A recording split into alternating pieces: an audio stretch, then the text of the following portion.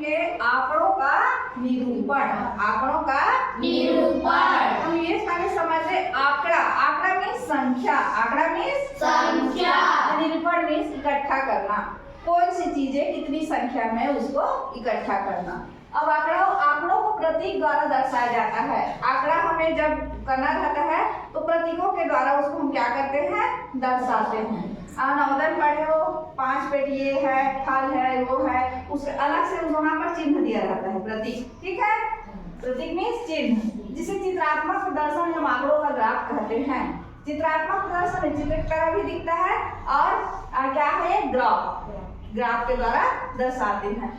निरूपण अच्छी तरह समझ सकते हैं, मतलब जब हम इकट्ठा करते हैं तो कौन सी संख्या कितनी है, क्या है, उसको मात्रा क्या है, उतना उसका दूरी क्या है, जो भी हो अच्छी तरह से हम समझ सकते हैं। चलो हमारे पास बेटे यहाँ पर है त्रिभुज, वृत्त, वर्ग और आयत। अब नीचे हमने तालिका बनाई हुई है जिसमें एक तो आकृति ऊपर में, नीचे कितनी है, क्या कितनी है, जो आकृति है वो कितनी है।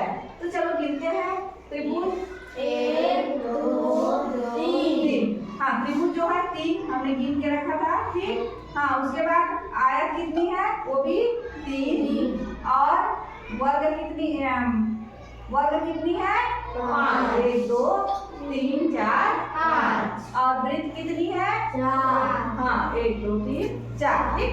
अब इसको बेटा हम ग्राफ जब बनाते हैं तो किस ढंग से बनाएंगे, बराबर जो लंबाई या चौड़ाई जो भी लेंगे वो बराबर रहेगा, ठीक। और उसके बाद उसको बांटेंगे खंडों में, भागों में, ठीक है। और उसमें जो भी संख्या है उसको किधर रखेंगे, साइड में रखेंगे, और क्या क्या है नाम उसका, उसको नीचे लिखेंगे, ठीक है। तो यहाँ आकृतियों की संख्या, इधर नाम में क्या है, त्रिभुज, वृत्त, आयत, वर्ग। अब देखते हैं त्रिभुज कितने हमारे पास, 3। तो 3 खाने को हमने कर दिया कलर, ठीक है। उसके बाद आया वृत्त, हम जो यहाँ रखे हैं, यहाँ क्या लिखे हैं, वृत्त। तो हम वृत्त में देख लेते हैं, ठीक है बेटा। वृत्त कितने हैं, 4। तो 1 2 3 4। अब हमने रखा है यहाँ पर आयत, तो आयत कितनी है हमारे पास, 3। 1 2 3। और अगर वर्ग कितनी हमारे पास, 5। तो 1 2 3 4 5। इसमें ये भी हो सकता है कि क्रम को वैसे ही बना लो या फिर अलग भी बना लो, ठीक है।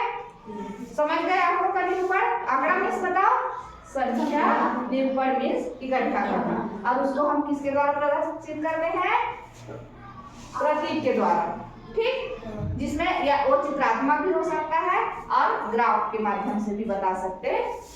समझ गए।